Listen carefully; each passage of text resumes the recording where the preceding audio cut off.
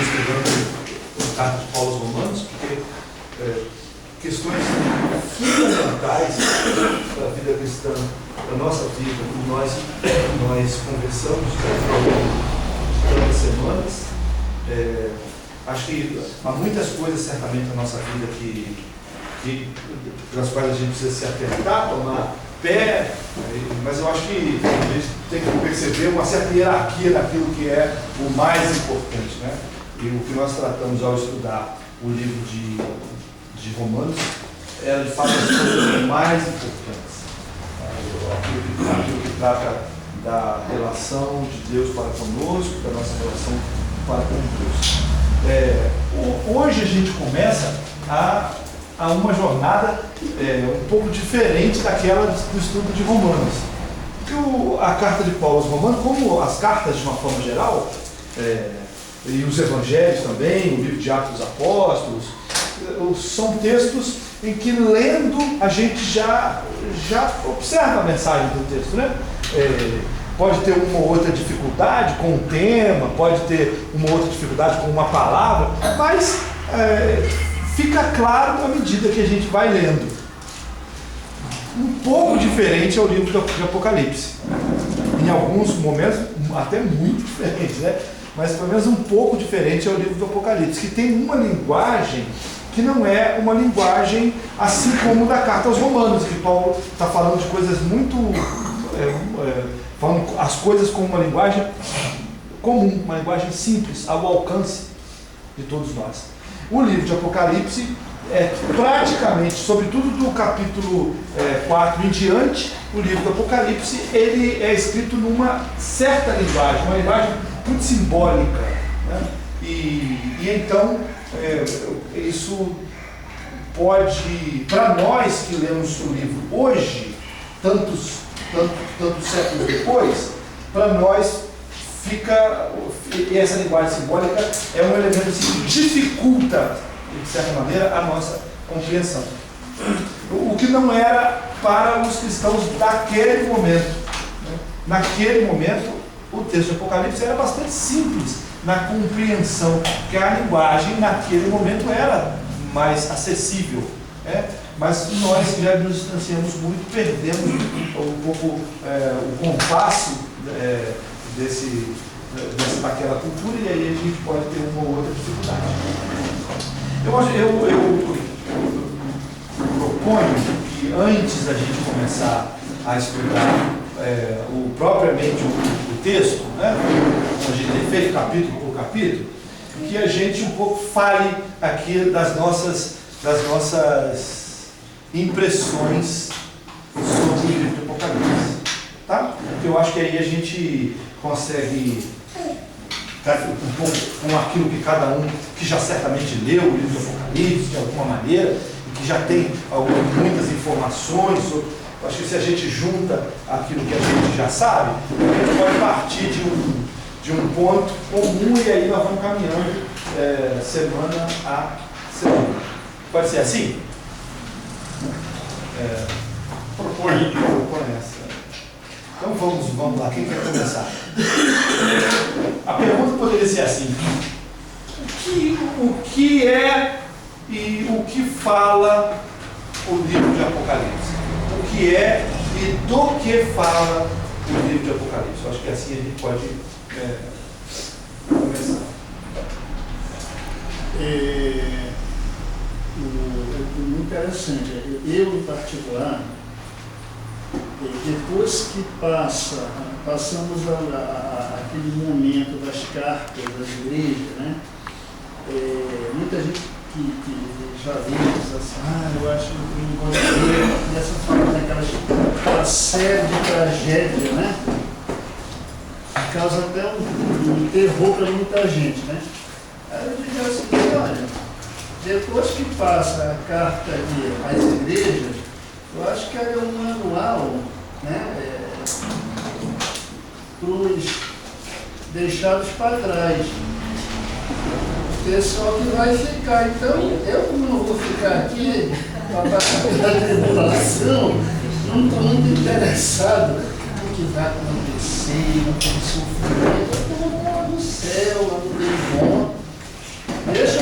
pessoal vai ficar ali esperando o próximo trem, perder o trem das 11, para ver como é que vão se atar aí o que é que espera para ele, para esse, o governo da besta e por aí vai.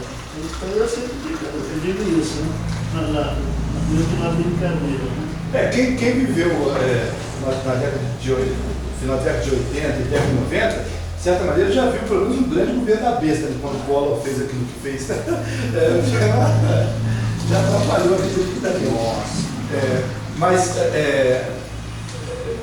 Marcos, então o que você diz tem muito a ver com a percepção do que o livro do Apocalipse fala sobre as coisas, né, digamos, as coisas do fim, né?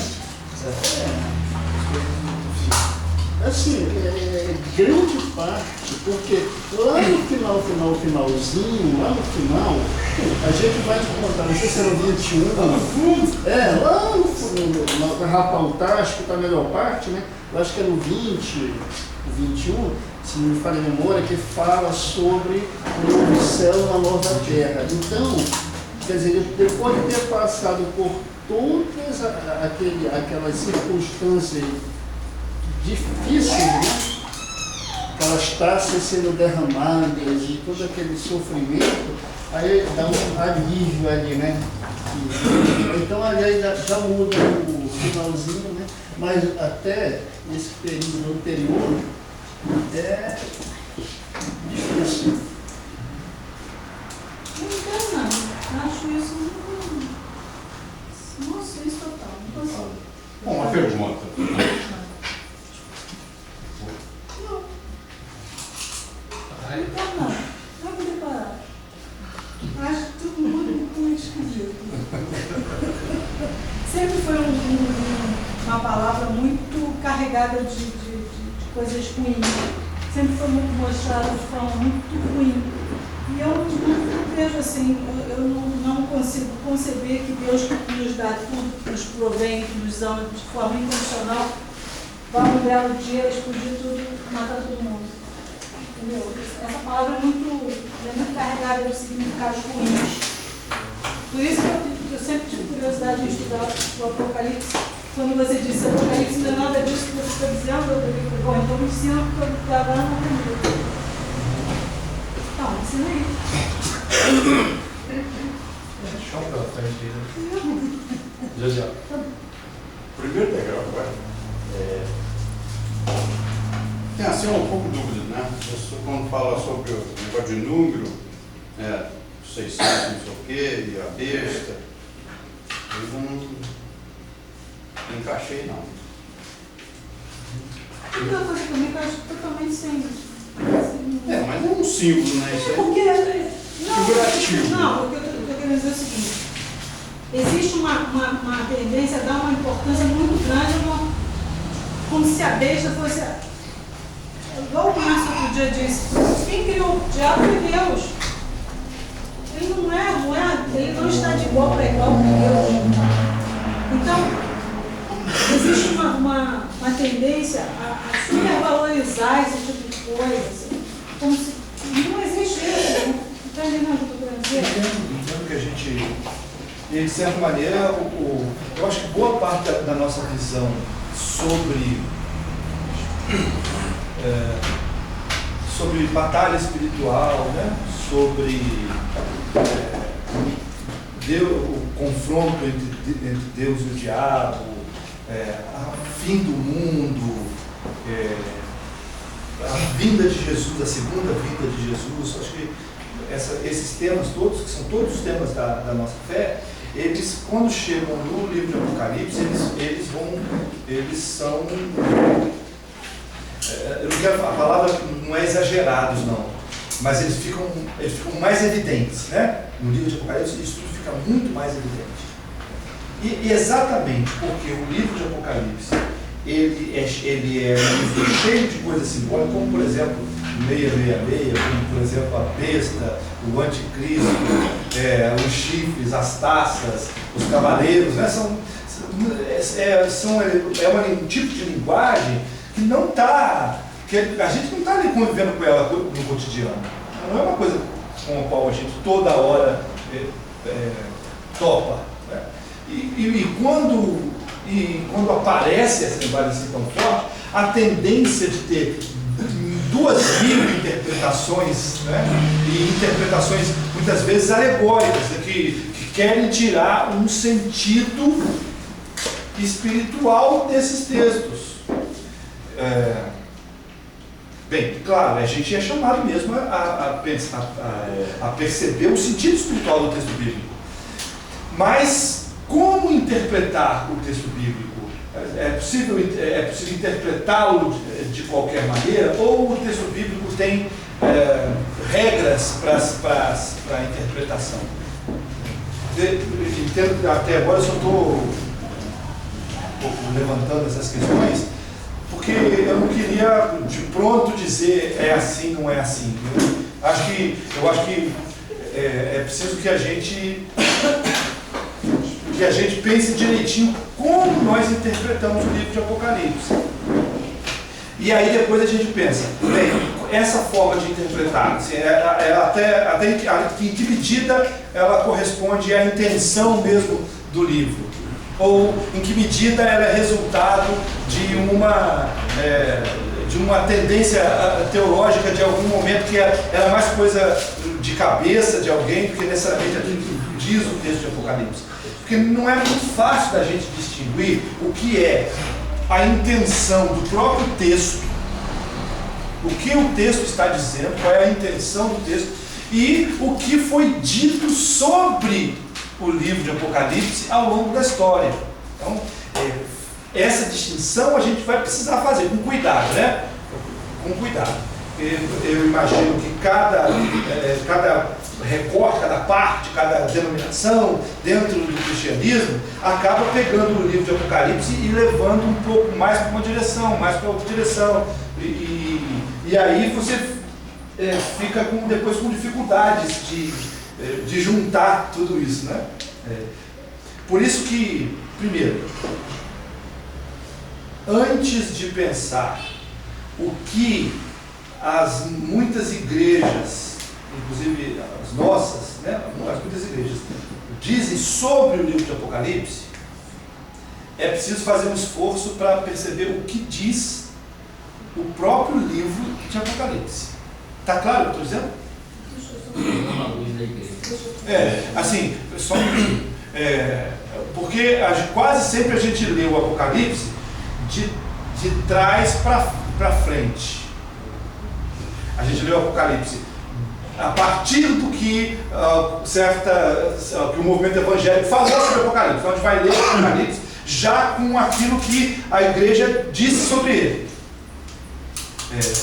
E o caminho que eu estou propondo é que a gente leia o Apocalipse desde o livro do Apocalipse mesmo. E aí a gente vai ver se aquilo que o livro do Apocalipse diz bate com aquilo que muitas vezes a gente fala sobre ele. Então essa distinção é importante, porque a gente coloca muita doutrina dentro do livro de Apocalipse.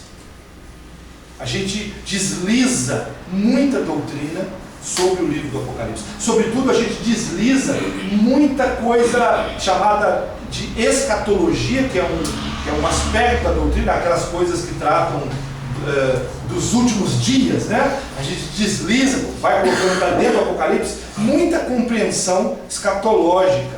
E aí a gente diz assim, mas o Apocalipse está dizendo. Preciso conferir para ver se de fato o Apocalipse está dizendo ou se nós, em algum momento, dissemos algo sobre o Apocalipse. Eu sei que tipo mania não. É prática dentro do jornalismo, você procurar saber quem é que está escrevendo aquilo, em que meio, em que contexto. E aí, quando eu pego o livro de João, que é um apóstolo que fala de amor, do amor de Deus incondicional, parece que é o outro João, da forma como nos foi ensinado, até pelo menos o que foi ensinado a mim até agora sobre o Apocalipse, parece que é outra pessoa. Chegou no final da vida, se revelou. Mas foi a revelação, né? É uma revelação, mas não é uma. Não, mas aí tá. Não é ele. Ele não é uma psicografia.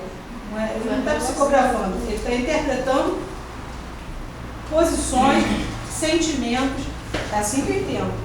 Não, em livro nenhum, tanto é que existe no meu livrinho de cabeceira, aí ele diz exatamente isso. Para quem ele está escrevendo, em que contexto ele está naquele momento, todos os apóstolos, cada evangelho, de que forma ele absorveu de que forma ele absorveu o que foi passado através de Jesus, naqueles ensinamentos, cada um teve um entendimento dentro de uma forma e ele passou a direcionar da forma que ele entendeu para o grupo dele.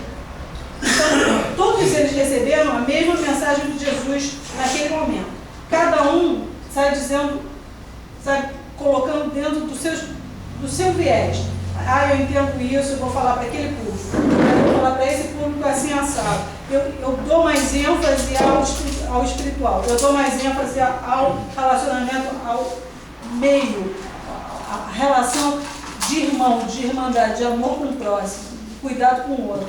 Então, cada um vai puxar por um ângulo. E quando a gente estudou, acho que você não estava aqui quando a gente estudou João, que veio João falando desde o começo, o apóstolo mais jovem, o apóstolo do amor, o apóstolo que era mais chegado, mais carinhoso. E aí, eu juro para vocês que eu nunca li o livro de Apocalipse. Eu tentei algumas vezes e paguei. Mas vamos parte por parte. Por parte. Mesmo que fala de amor, então ele está falando de amor aqui também. Parte por parte.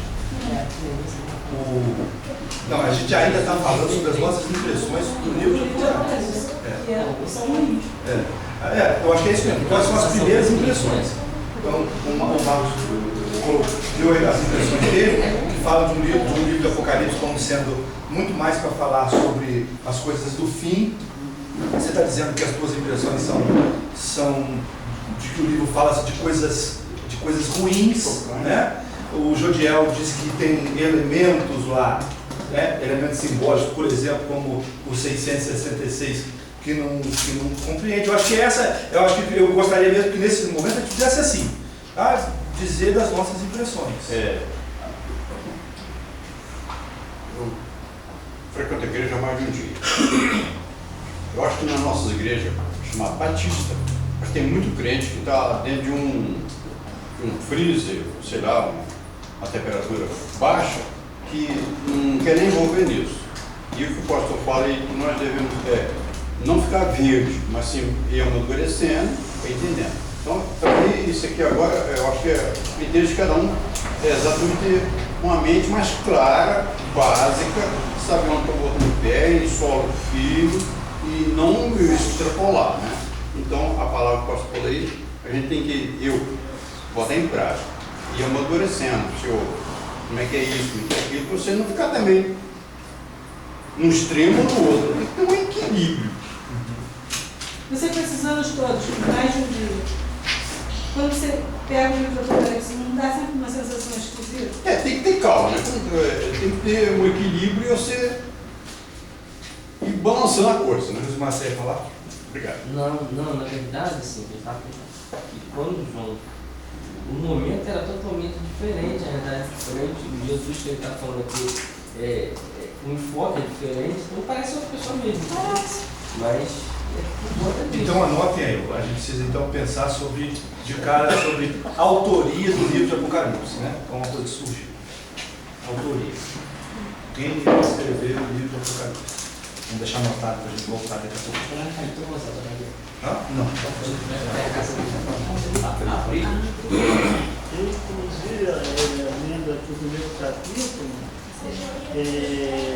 tem uma, nessa minha tradução aqui, que é a Nova Bíblia, eu entendi, me pareceu alguém que não foi João, ou redigiu, ou sei lá, mas depois já vai se falar mas tem um momento aqui, brevíssimo, que fala João como na terceira pessoa. Aí eu fiquei... Não tem mais alguma coisa de autoria.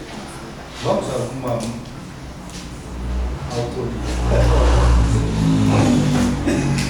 Mano, escrever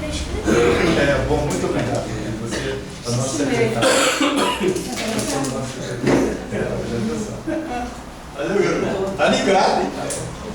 Quer alguém mais alguma coisa? Vamos animar? Só um 3 ou 4 que fala? A Cíntia estava falando assim.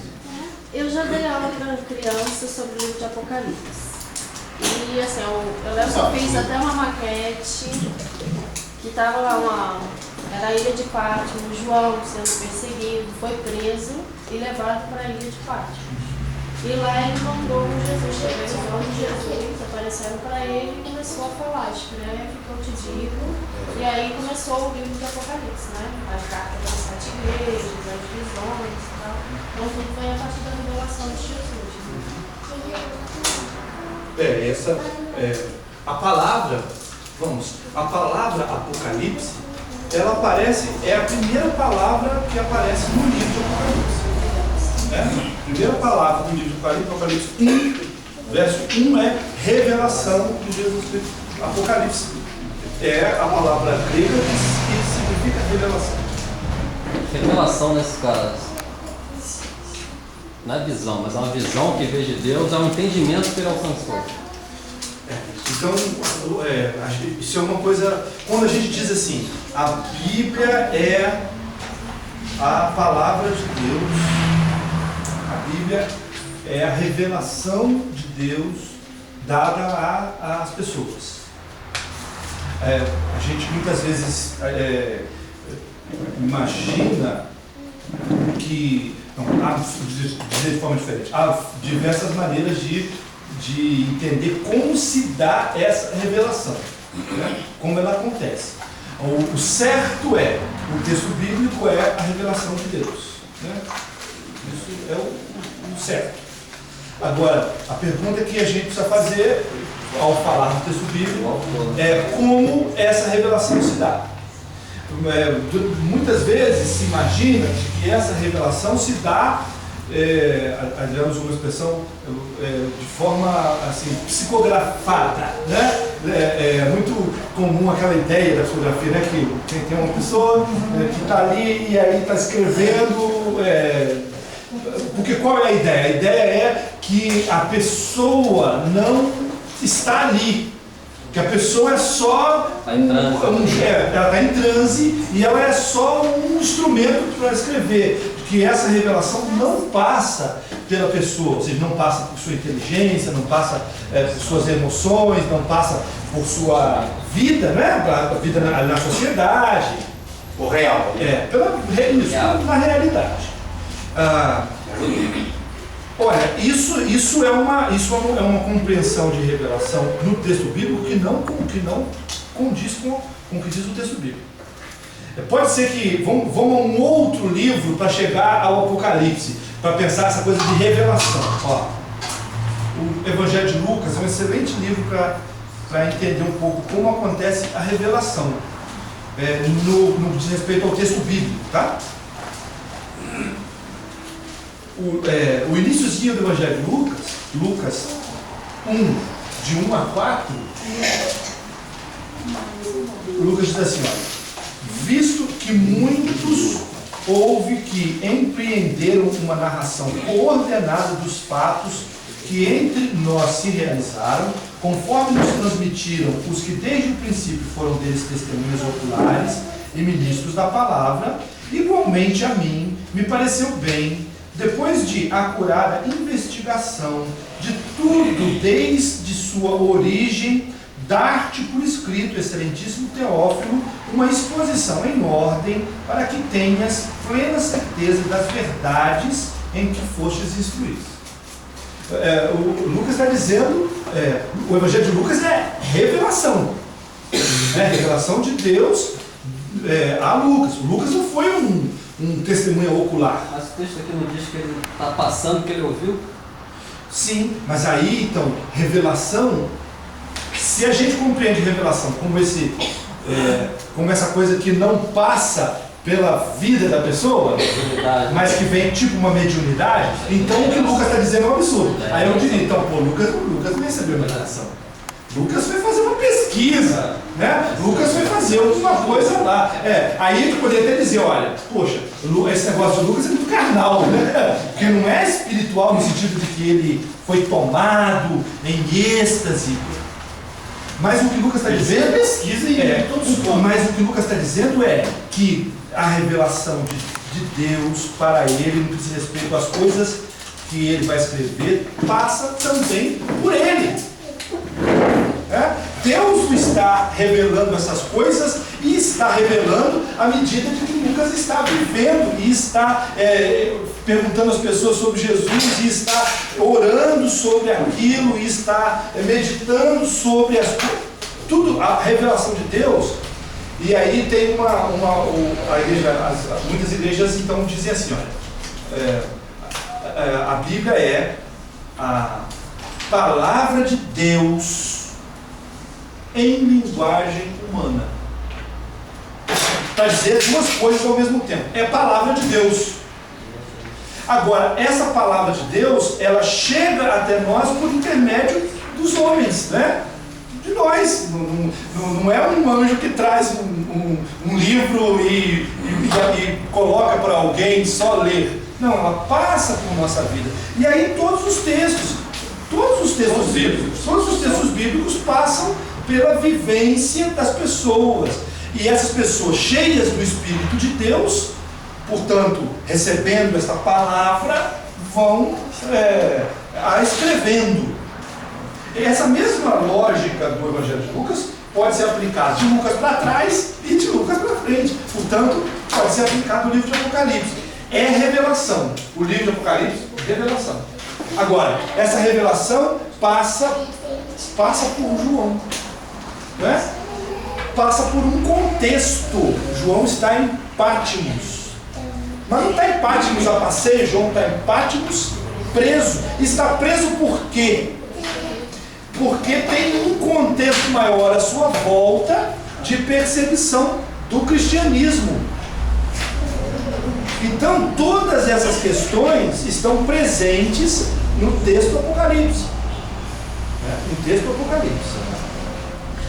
Eu sei que às vezes a gente parece ser mais espiritual quando passa por uma coisa tipo mediunidade, né? Parece ser mais espiritual porque a gente, caramba, não tem nada da pessoa, Deus só parece ser mais espiritual, mas nem sempre o é, tá bom? Porque não importa qual é o meio como acontece, o fundamental é que seja palavra de Deus.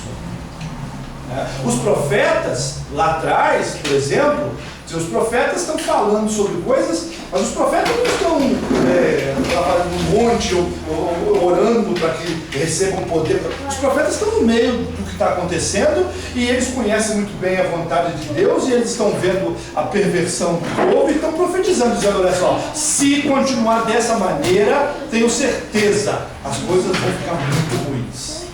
E aí ele emite a profecia. Não, tá bom. Mas não é a profecia. Porque ele faz analisar a situação e prever. E dizer desde Deus o que vai acontecer. Pelo que aconteceu, a situação atual, ele preveu o que pode acontecer depois. Ele é capaz de dizer, porque ele conhece a vontade de Deus, está clara para ele.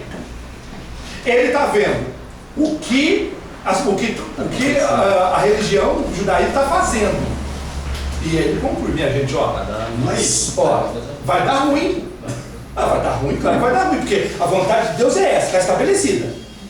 E o povo de Deus, os sacerdotes, a religião, está indo cada vez mais longe. E se ele compara as duas coisas, a conclusão é certeira. Tem nada de sobrenatural. Não, tem de tudo, tem muito de sobrenatural. Tem muito de sobrenatural, muito de sobrenatural. Você pega os profetas, como também tem no Apocalipse. O Apocalipse tem muito de êxtase. E exatamente porque é Deus falando é que é sobrenatural. Mas o Deus falando não seria o entendimento dele da situação? Deus me revelou isso, porque ele teve um entendimento. Aí eu não consigo entender. O que é o sobrenatural propriamente dito, o que é o entendimento dele levado a achar que foi Deus que revelou? Se é o entendimento dele somente, que a gente acorda de manhã e tem um monte de entendimento sobre um monte de coisas, né? Então isso faz parte, é a nossa lógica, né? A nossa lógica. Nosso bom senso leva a gente a tomar certa decisão. Isso é absolutamente natural. Né? O texto bíblico nós vamos encontrar muitos momentos em que é bom senso. Se você pega o livro de Provérbios, é bom senso. Bom senso, o cara está observando. O livro de Provérbios é basicamente bom senso. De alguém que crê em Deus, de alguém que vive da fé que tem em Deus e usa essa sabedoria de alguém que tem fé para compor os provérbios. Mas se a gente vai em outros textos bíblicos, nós vamos ver que tem muito mais do que bom senso. De que essa pessoa está recebendo de fato uma orientação muito pontual, muito específica do próprio Deus. Então, no texto bíblico, tem muita coisa. A revelação de Deus no texto bíblico vai chegar a nós algumas vezes pelo bom senso, vai chegar a nós muitas vezes pela legislação, quando o povo de Israel cria uma legislação e a vontade de Deus chega ao povo por intermédio dela. Passa por ali e muitas vezes a revelação de Deus chega até nós por experiências sobrenaturais, nesse sentido de que a pessoa não está contando com o seu bom senso, a pessoa não tem nada à sua volta e ainda assim ela está dizendo desde Deus alguma coisa. Então, quando a gente estuda o texto bíblico, é muito comum pensar assim, o que são gêneros literários. O texto bíblico tem muitos gêneros literários, que são muitos livros, né? São tantos livros escritos em momentos muito diferentes e com linguagens diferentes. Isso se chama gênero literário. Então, por exemplo, tem texto bíblico, palavra de Deus. A gente topa, por exemplo, num livro como de Números, um genealogia sem fins. Bate os olhos ali, meu Deus, ruim de tirar alguma coisa daqui, né? Fulano que é filho de fulano, que é filho de fulano, que é filho de fulano, que é filho de... Mas ali tem um gênero literário. Se você vai ao livro de Atos dos Apóstolos, você tem uma narrativa histórica, é um gênero literário histórico. Se você vem ao livro de Apocalipse, você tem um outro gênero literário, chamado apocalíptica. Porque o livro de Apocalipse não é o único livro na Bíblia de Apocalipse. Quer ver um texto que nós conhecemos tanto, e que é muito semelhante ao livro de Apocalipse? O livro de Daniel. O livro de Daniel tem uma linguagem muito semelhante. 70 semanas. E tudo é construído naquela ideia das semanas. Como surge o gênero apocalíptico? Pegar a história de Israel, depois do cativeiro babilônico, né? Lembram, né? O povo tem Salomão, Jeroboão, que acabam dividindo, né? Os reinos, aquela briga entre o sul e o norte, aí viram dois reinos. Esses dois reinos vão ser destruídos e vão ser levados para o cativeiro. E primeiro o reino do norte cai primeiro, depois o reino do sul, que é o chamado cativeiro babilônico.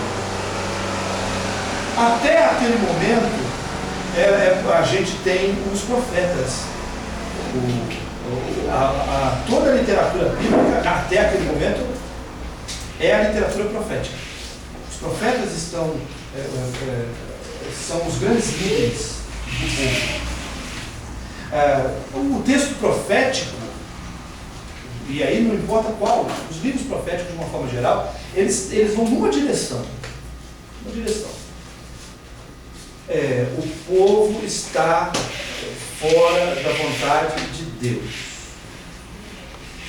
E tem entre muitos temas, tem um muito forte. Os profetas fazem duras acusações à noção de justiça que Israel está tendo. Israel está se distanciando da justiça de Deus. Israel está oprimindo pobres, viúvas e órfãos. Para dizer o seguinte, Israel não está observando a lei, sobretudo a lei que está em Deuteronômio e Levítico. E os profetas, Isaías, Jeremias, Amós, Oséias, principalmente esses, vão dizer duramente ao povo: Alguns desses profetas estão profetizando no reino do norte e outros estão profetizando no reino do sul. Mas vou dizer igualmente, ó, o povo vai ser levado para o cativeiro. E vai ser levado para o cativeiro. A gente ficou muito tempo dizendo assim, não, o povo foi para o cativeiro porque era idólatra, mas isso não tem nos profetas. Isso foi algum tipo de interpretação torta que no meio do caminho entrou. Mas só ler os profetas a gente vai perceber. Assim, por que vai para o cativeiro? Vai para o cativeiro porque não está observando a lei de Deus. A lei de Deus está ali colocada, o povo não está observando a lei, por isso vai ser levado para o cativeiro. Deus vai utilizar um povo estranho para poder fazer justiça em Israel. Isaías capítulo 40. Isaías vai dizer assim, olha, Ciro, o meu ungido, aquele que trará justiça para Israel. Quem é Ciro? Ciro é o rei da Síria, que está vindo para destruir Israel. E Deus vai utilizar a mão daquele que veio para destruir, para poder consertar Israel. Isso é porque o profeta está no meio desse momento, desse caos. Esse momento acabou, o povo vai ser levado para o cativeiro. Aí a profecia, os profetas, eles saem de cena, né? E entram muito fortemente os sacerdotes. E diferente dos profetas, os sacerdotes têm muita vontade de fazer aliança com o rei, né? Os sacerdotes estão muito à vontade para se aliançarem com o rei. Ou seja, o sacerdote se contenta em fazer as coisas andarem ali nos trilhos que o rei quer. E a gente sabe que os reis em Israel, com raríssimas exceções, foram profundamente corruptos. Então, tem um problema sério com os reis de Israel, com exceção de 2 ou 3. Os reis são muito, muito corruptos. Nesse momento em que os sacerdotes fizeram aliança com o rei, o povo de Israel está indo de mal a pior. Aí surge o chamado movimento apocalíptico. O movimento apocalíptico surge para dizer o seguinte, olha, Deus vai fazer justiça a nós. Deus vai fazer justiça a nós. E vai fazer justiça a nós, não pelas mãos do rei, mas Deus vai fazer justiça a nós pelas mãos do Messias. E aí surge em Israel a esperança messiânica.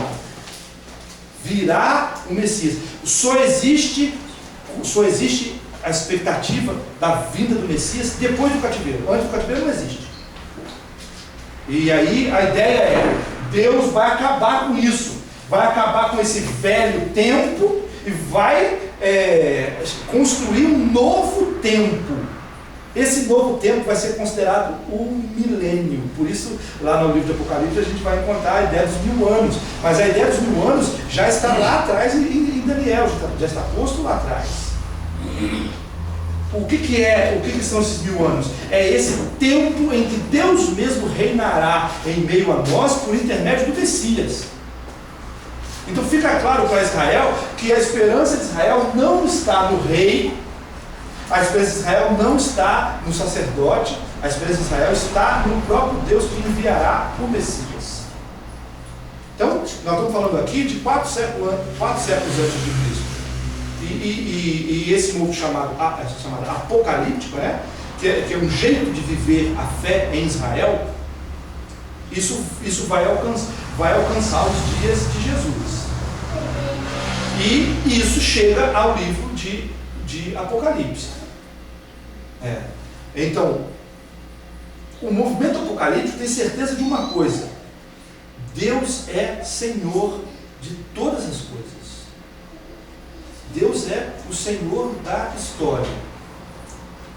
E não há nada que ocorra que não esteja sob o controle do próprio Deus. A linguagem que o Apocalipse, mas que toda a literatura apocalíptica utiliza, é sempre essa linguagem cheia de símbolo. E por que ela é cheia de símbolo? Dentre outras coisas, porque o movimento apocalíptico ocorre em tempos de perseguição. É como se a gente estivesse falando de uma mensagem codificada.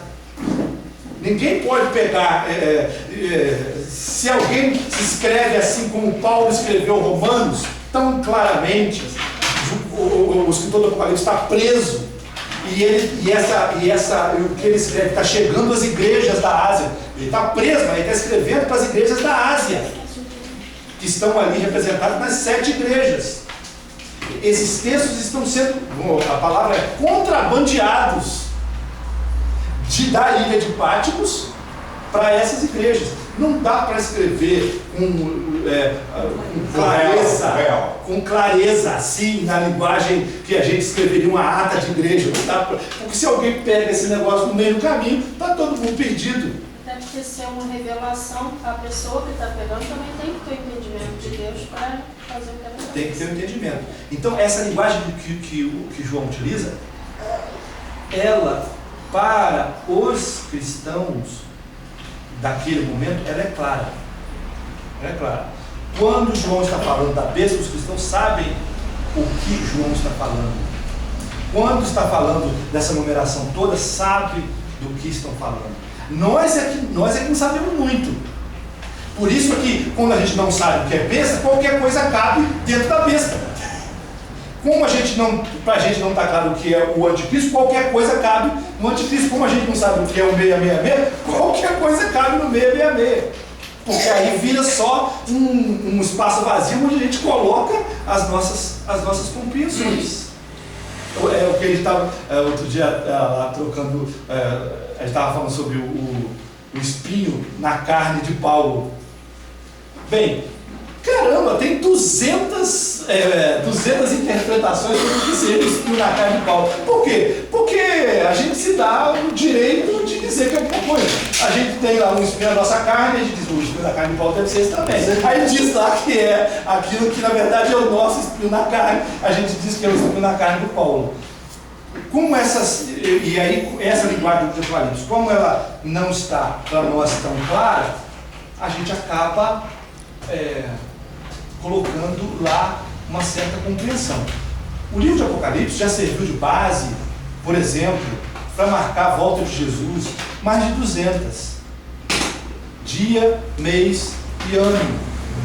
Baseado nos dias, nos meses, nos ciclos, nas taças, nos eventos. Tá?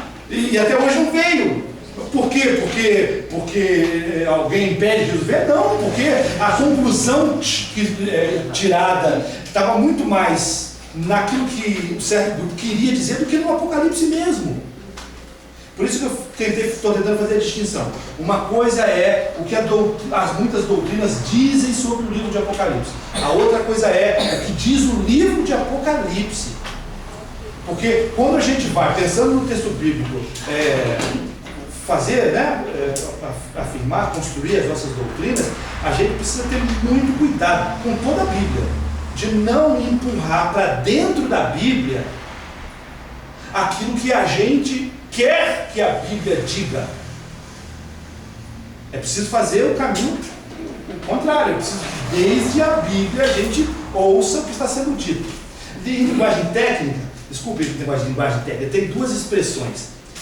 Uma que se chama exegese e uma outra que se chama exegese. 2 expressões gregas. Exegese é tirar do texto bíblico uma mensagem. Exegese é colocar no texto bíblico uma mensagem. A gente faz muito exegese. A gente já tem uma compreensão. E aí vai estar vendo, olha só, é assim mesmo que diz Apocalipse 1, e aí sapeca aquilo que a gente, de alguma forma, concluiu. É preciso fazer essa distinção. Sobre a autoria, quem é o João do livro de Apocalipse? Pode falar. Pode falar.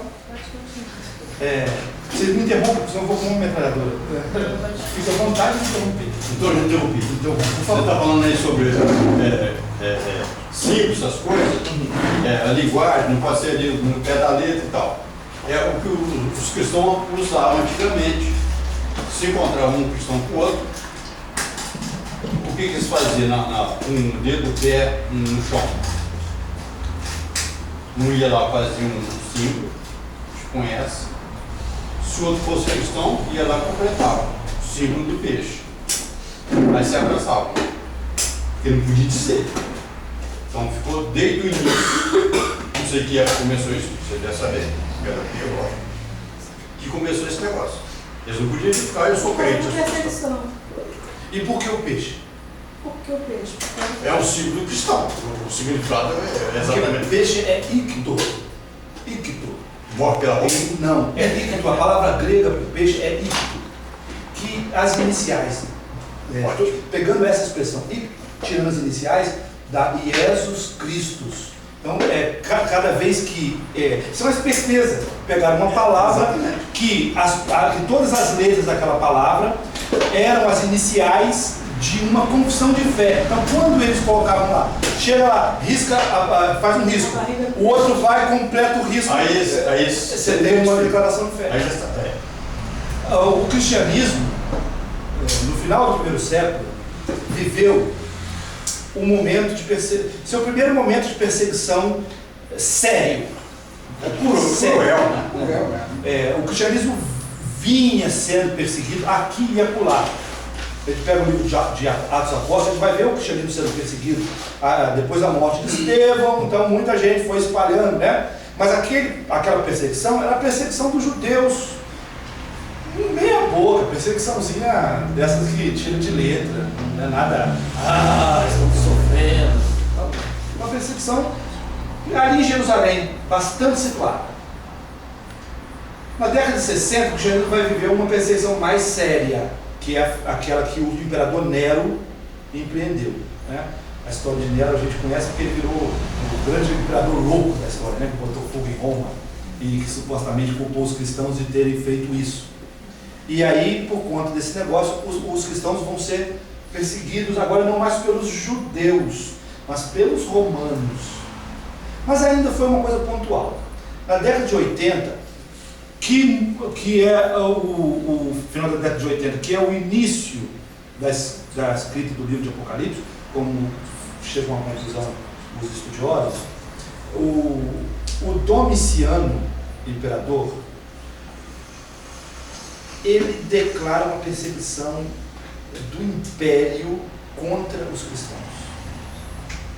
Então agora tem uma coisa grave. Oficial. Agora tem uma coisa grave. Porque antes é uma coisa de um outro grupo religioso, judeus, ou da cabeça de um louco, Nero. Mas agora não, agora tem um edito, né, que é um documento que declara que todo cristão precisa ser preso. Precisa ser preso. E a forma de identificar um cristão, de identificar se é ou não é cristão, é a seguinte: é mandar ele fazer a saudação oficial do Império Romano. O Inácio chegou há pouco aqui e nos saudou, ave, estou falando ave, Alessandra, ave, Cintia, e a saudação oficial do Império Romano era ave César. Né? Um pouco como faziam no Reich, né? no nazismo, Heil Hitler, ave César.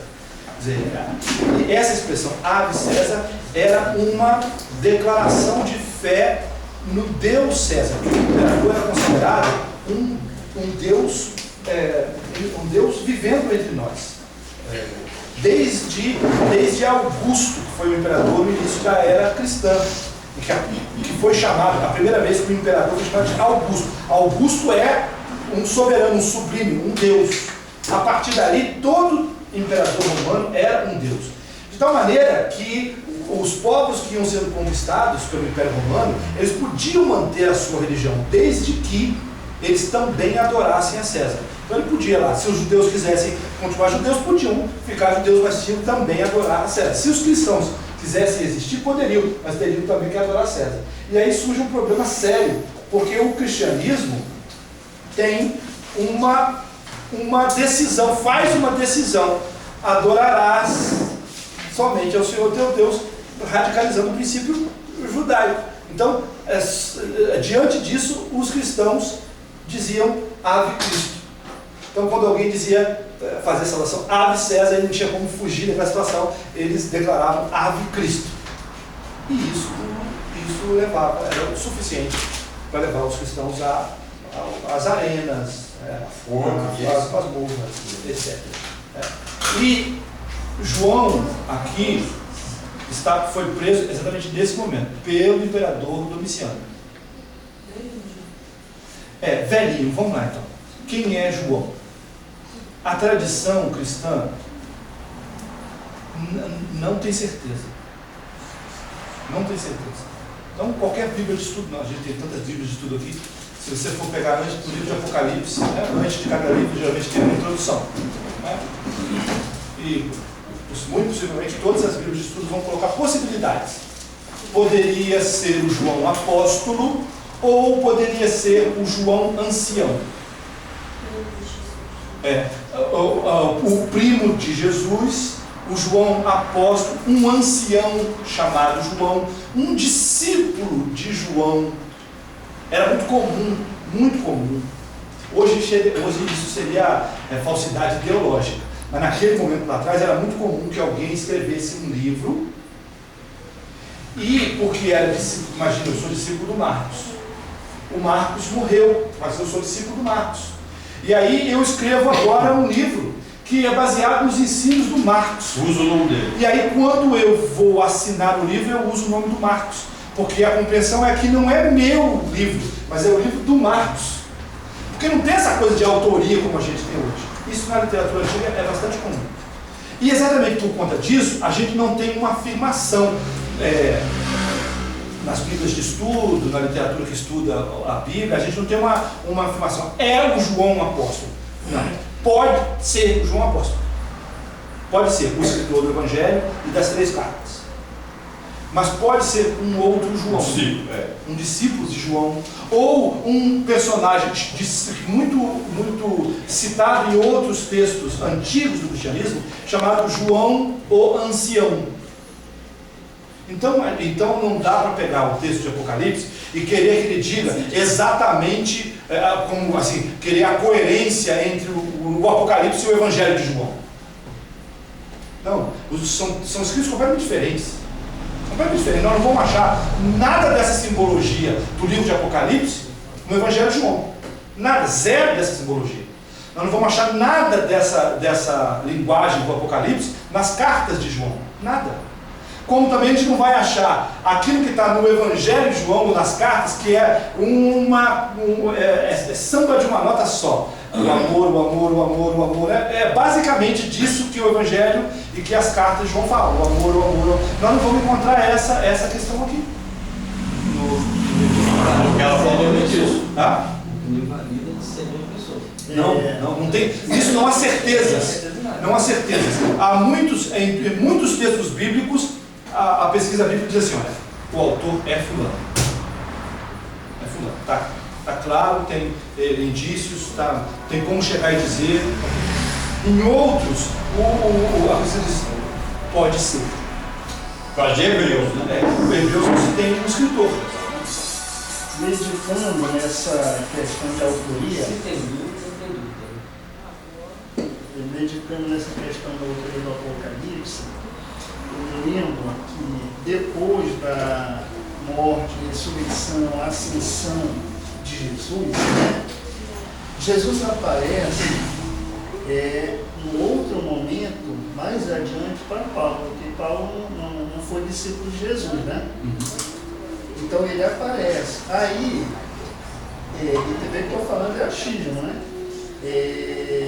Voltando, eu não sei qual é o dos evangelhos, que trata da questão quando Jesus, prevendo alguma coisa sobre a morte, como seria a morte de Pedro, aí Jesus fala assim que João não morreria. Aí conta lá que começou a criar uma história que João não ia morrer.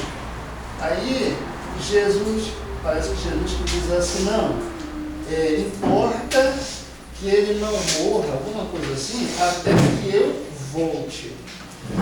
Aí eu fiquei meditando, isso é uma coisa minha, será que esse termo, até que eu cheguei a pensar, mas João ainda está vivo em nós, porque lá no Apocalipse fala de 2 testemunhas. Aí tem uma série de indagações que se colocam, será que fulano, que Elias, que foi arrebatado, ele tem que experimentar a morte, então vai ter que voltar. Enfim, existe uma série de questões aí a respeito das 2 testemunhas que falam no Apocalipse.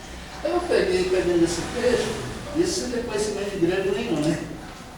Aí eu fiquei pensando, quando Jesus diz, importa que ele fique até que eu volte. Então eu fiquei pensando que esse eu volte, como ele voltou, ele apareceu para Paulo, ele voltou para Paulo, apareceu.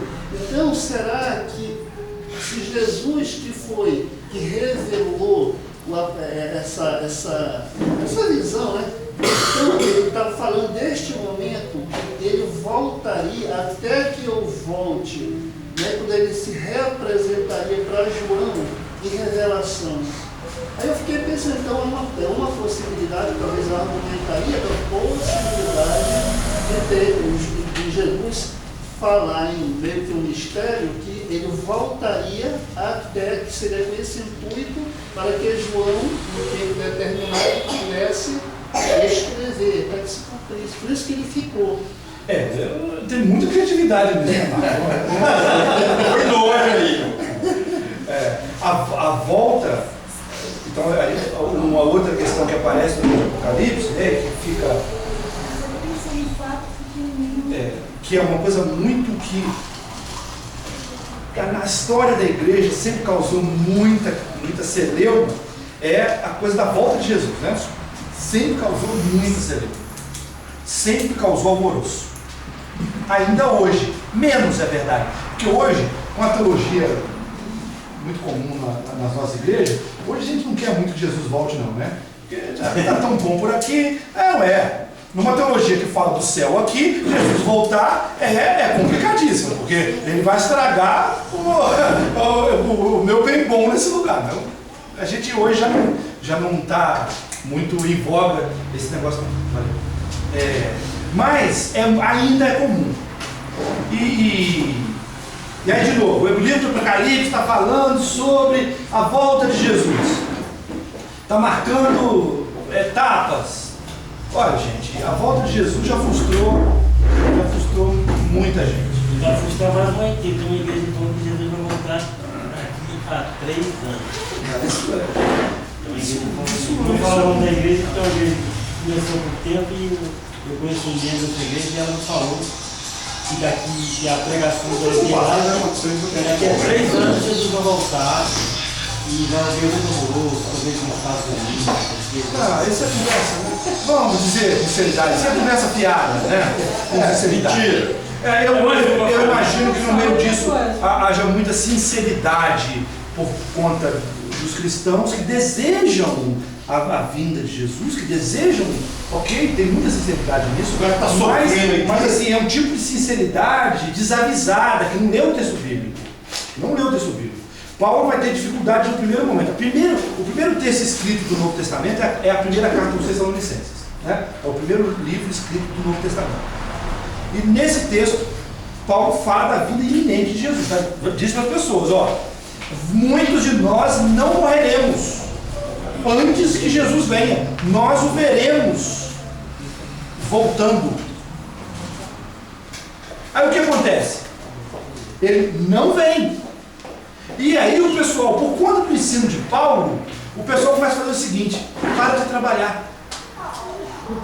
Para de trabalhar, porque ele vai vir. Por que eu vou ocupar meu tempo trabalhando nisso? Não, eu vou ficar esperando, orando, reunido com os irmãos e aguardando. A segunda carta aos Tessalonicenses, que é possivelmente o último escrito do Novo Testamento, está lá o texto, o último escrito de Paulo, está lá Paulo falando o seguinte: olha, quem não come, quem não trabalha, também não come. Então quem não trabalha, não come. Para dizer o seguinte, não é assim. E aí vai dizer assim na carta aos Tessalonicenses, segunda carta aos Tessalonicenses: ele vem como um ladrão. Então, vem na surpresa. O livro de Atos começa assim, os discípulos estão olhando para o alto, né? A ascensão de Jesus, né? Estão olhando para o alto, aí aparece um anjo e diz assim: varões da Galileia, o que vocês estão olhando? Não, aí eles respondendo: Jesus, sim. Cara, o anjo não disse com esses termos, mas vocês parem de olhar